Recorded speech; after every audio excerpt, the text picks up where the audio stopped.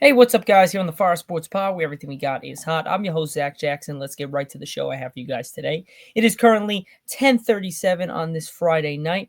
We are powered by StreamYard, where StreamYard makes the dream yard go. I'm your host, Zack Jackson. Here on the Fire Sports Pod, where everything we got is hot. We are here on Season 6, Episode number 15. Here is my best bud, Umo. He's joining us for the podcast. Say hello, Umo, to everybody out there. He says hello. Now let's get right into the show. Irvin was not able to make it on, our co-host. He'll be on next week for our 3 shows for next week.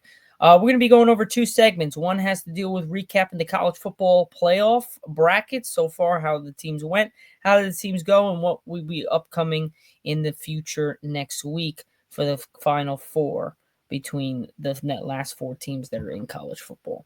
And then we'll be going over some NBA news because, oh my God, the Jimmy Butler saga, it just continues. I mean, this guy didn't want to play. He just got suspended for 7 games due to misconduct against the team. And then on top of that, he wants out. So we're going to be going over his suspension. We're going to be going over what teams fit well with him in the lineup. And then that will be it for our show. So let's get started, guys. So I'm going to present my screen, and we're going to be going over the college football playoffs. Here we go. Let's get right into it, guys. So, here we go. All right. Now, here is a bit of a twindle here. To recap, we had Arizona State University taking on Texas. We had Boise State taking on Penn State. We had Notre Dame taking on Georgia. We had Ohio State taking on Oregon. We're going to start with the first game where we already went over. Boise State was just no match for Penn State. Penn State didn't play as well as I expected them to play. Boise State was in that game. They just weren't able to get the job done because other than Ashton Genty, there's no other offense for Boise State. Now, for the Notre Dame against Georgia, that had to be postponed due to the tragic news that we had on New Year's Eve with the truck that was plowing through everybody. It was absolutely ridiculous to even watch. Hearts go out to the families of the loved ones of the victims in that horrific accident we had in New Orleans. It's just tragic. There's some really bad people in this world, and it really needs to be addressed. It'll never stop because just people just want to see chaos bring around the nation and the world. So that's a little synopsis of what happened there. So they had to postpone the game for when it was originally supposed to be on a New Year's Day to the following day, which was Thursday, which was yesterday at 4. And Georgia, like I said earlier, they did not have the firepower to get the job done against Notre Dame. Not even close. I knew that their quarterback, even though Carson Beck, people would say, oh, well, he's not that good. He's been in the system. He knows how to play with that team. You're putting in a guy that's a true freshman at quarterback in his first ever game against a potent defense in Notre Dame, one of the best defenses in the nation, and an offense that's not that bad. There was some crazy calls back. Georgia had a bench player jump in front of the ref, and it was a big gain in the first quarter, and that really pushed them all the way back. There was a lot of stuff that really put them on display, why they could have been in this game a lot sooner. And it could have been a closer game. It could have been a much better game. But Notre Dame dominated the game from start to finish. There was really no room for Georgia to get into this game other than that first quarter to start out with a bang. I don't think the true freshman played bad. I just think he was just a true freshman and he showed his colors. The guy was not ready for the big stage. Definitely not. I would say if he had 6 games to prepare for this, I think he would be fine. But the fact of the matter is it was his first game ever in a college football playoff setting, and it was just too big of a spotlight. Credit to Kirby Smart. A tough season. They were able to still make a 2 seed in the playoffs, even with a tough season that they had this year with not the best team overall at quarterback, not the best players, but they still were able to get the number 2 seed and get to the second and to be in the second round. So that in itself is an accomplishment. Obviously, they wanted to get to the promised land, but without your star quarterback, not happening. And then we also knew over this week that Carson Beck, before the game, announced that he will be going into the NFL draft. Personally, I don't think he's worth a pick. I think he goes undrafted. I think he just should have stayed and redshirted his last year and should have just stayed as a senior and basically just played it out and then went to the draft after next year's season. But he went early. We'll see. We'll see what happens. But I believe he's going to go undrafted. I don't think he's that good. Excuse me.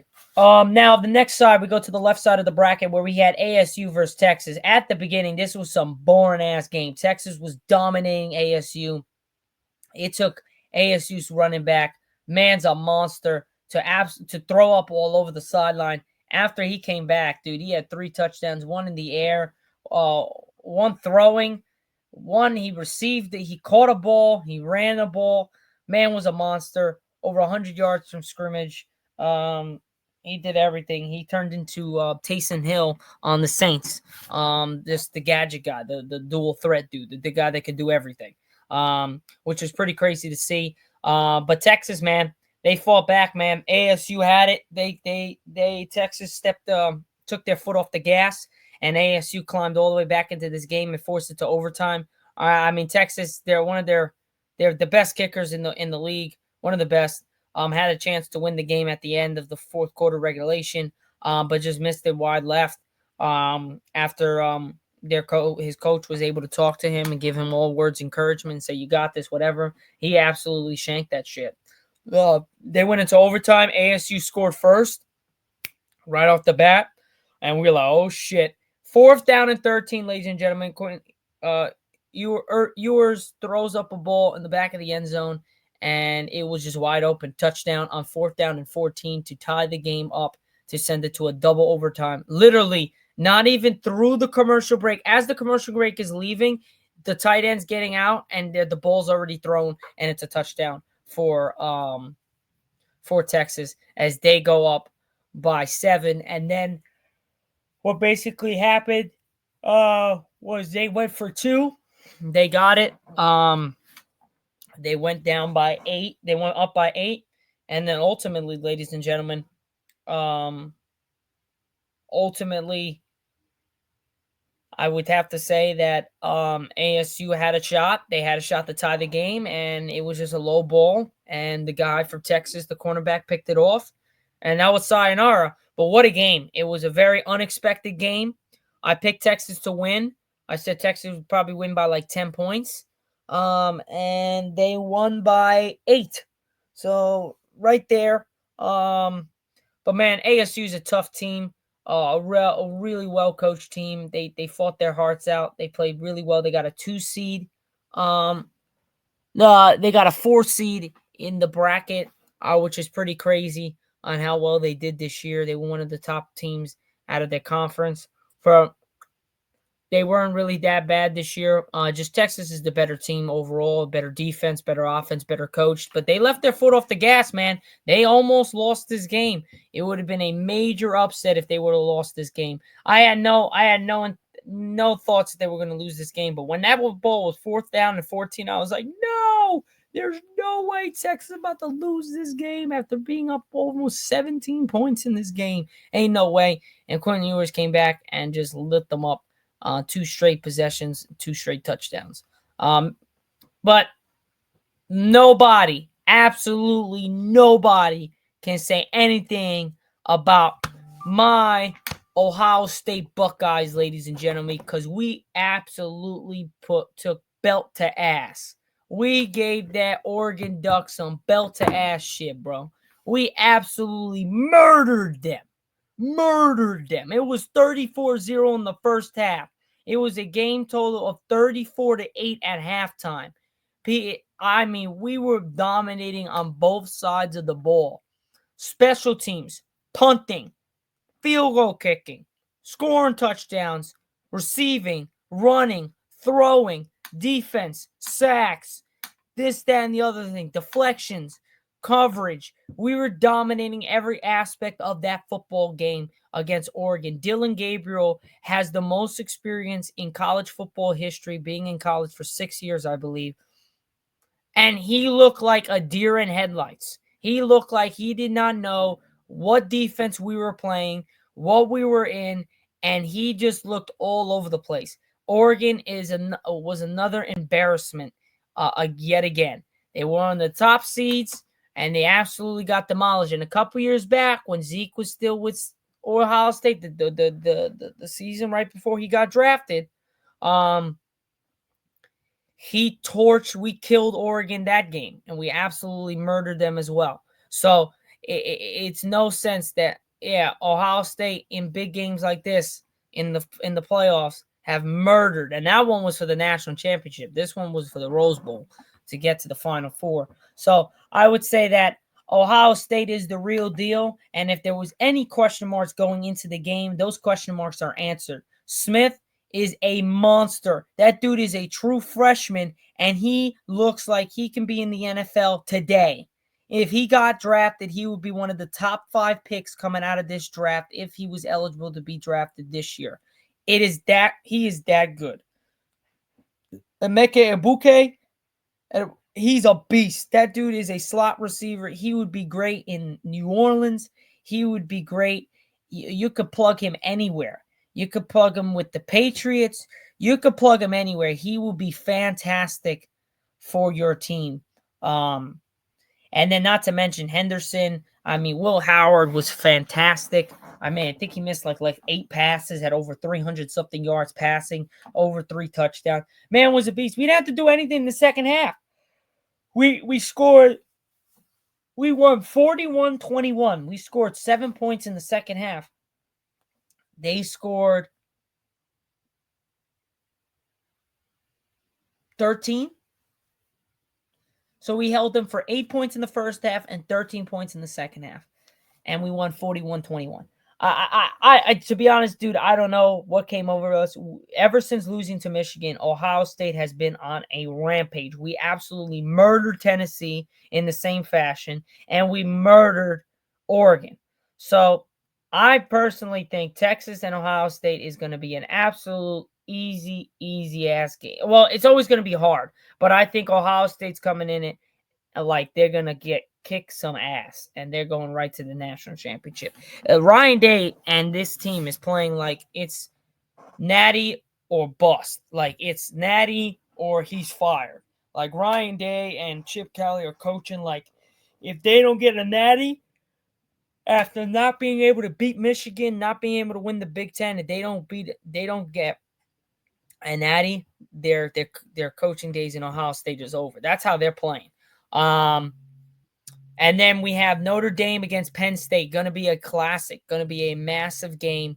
Don't know who I'm picking yet. You guys already know who I was picking before anything. Ohio State over Texas all day in Arlington. I think Ohio State absolutely gets their revenge, and they're coming back to the national championship. And it could be Ohio State versus Penn State. Who would have thought? 2 division rivals in the same conference. Going back at it yet again to win the natty. That would be pretty sick. And then if it's Notre Dame, it's Notre Dame. The good thing I know is that we've beaten both teams. We've beaten Notre Dame before, and we have beaten Penn State before. So I am absolutely not. I am not afraid of any of these teams. The only team that I'm like, oh, you know what? We still got to give a little shout out to is Texas, because Texas can score in bunches and put on a show. I'm just saying, the way we played against Oregon, it's ridiculous. And again, Ohio State is 1-7-1 against AP top teams. We're due for another one. So I just think Ohio State is playing too crazy good right now that no one can stop them. The only people that can stop Ohio State is Ohio State. I think that's really the biggest deal here. It's if there's no team left in the college football playoffs that can stop and beat Ohio State. The only thing that can beat Ohio State is Ohio State.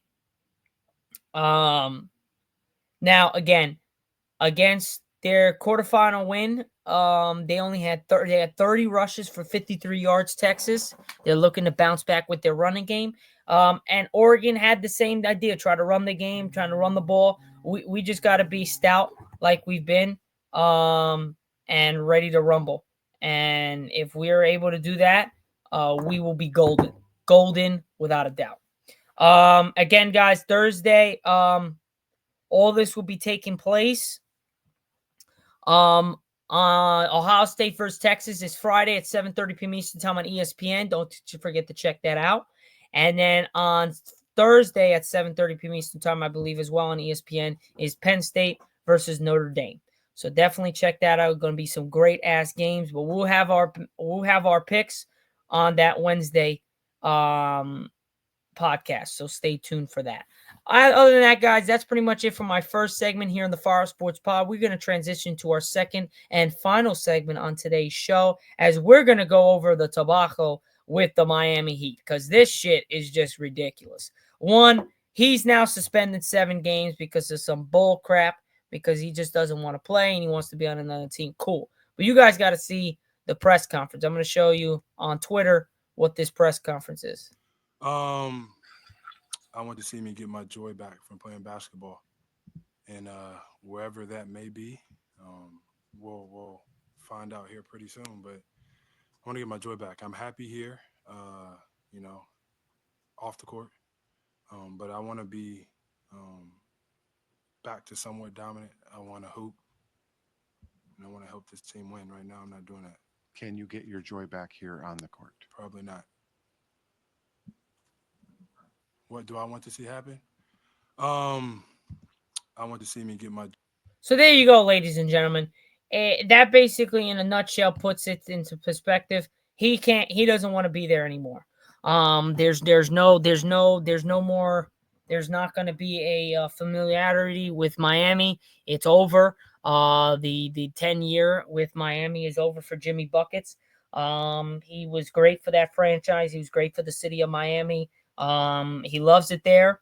It's just the fact that either the team's not panning out, or he doesn't like how the team's panning out. Whatever the case is, and why he wants out. Personally, I think that he has a shot to go really anywhere and really produce. It just depends on if those teams are able to get him and give up what they want for him.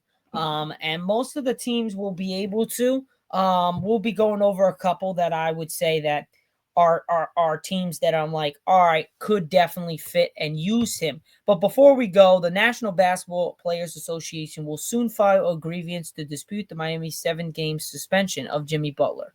The grievance process is lengthy, however, and will likely not stop suspension.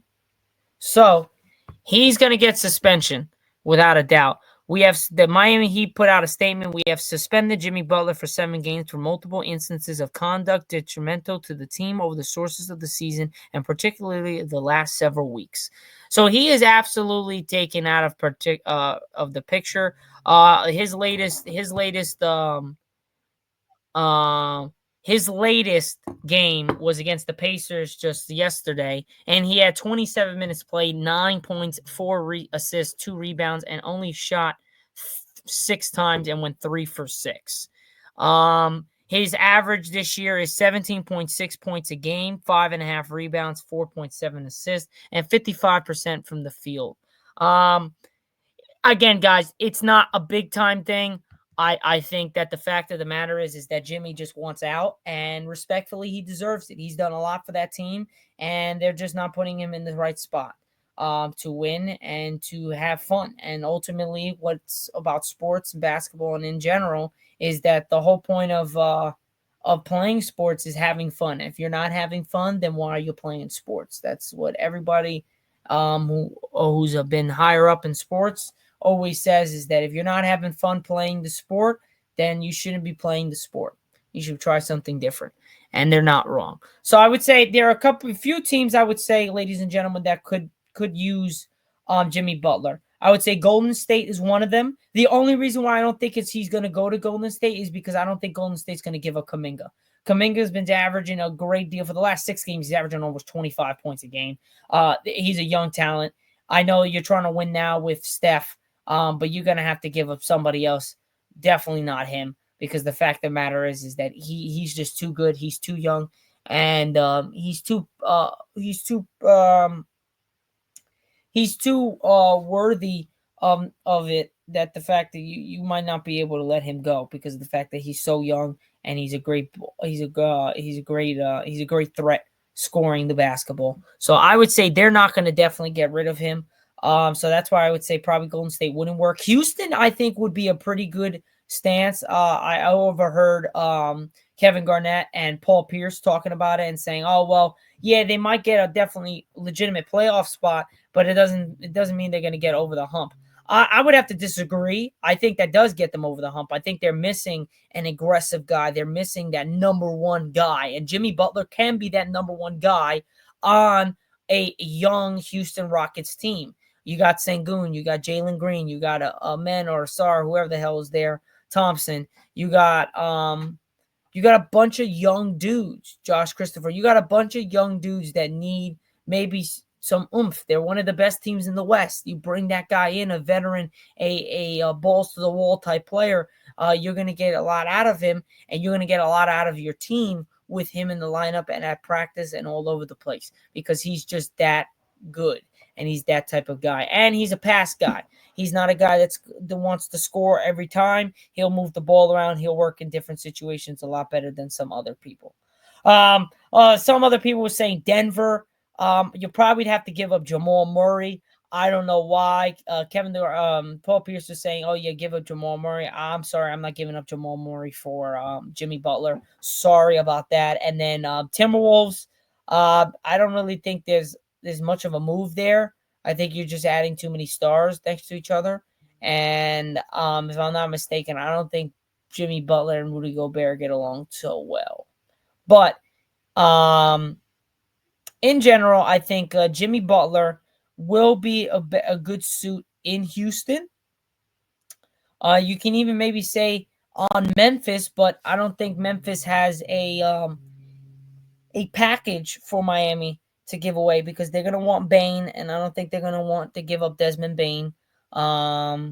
So there's a lot of possibilities, but I'd say the best fit for him, I would say, would be Houston, a young team, a talented team, a team that's one of the tops in the West, and they're just probably just looking for a leader and a guy that's gritty and wants to take the throne.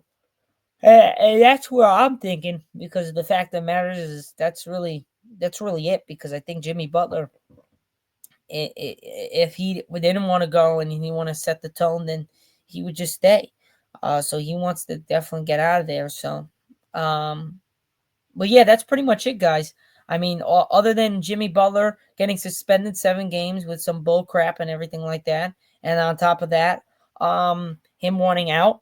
Pat Riley at first said we're not trading, and then now is like, well, now we're in a mutual thing where we might have to be trading him because of the fact that I'm gonna have to part ways because he wants out, and now they suspend him for 7 games. So I think that's that. I think that's what's happening very soon. But yeah, guys, that's pretty much it for my show here on the Fire Sports Pod, where everything we got is hot. I'm your host, Zack Jackson. Yet again, this is currently 11 o'clock on this Friday night, powered by StreamYard, where streaming makes the dream your go. This is season 6, episode 15 on the Fire Sports Pod, where everything we got is hot.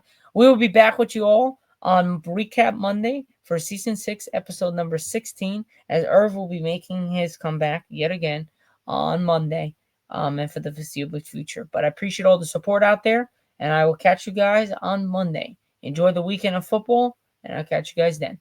Peace out.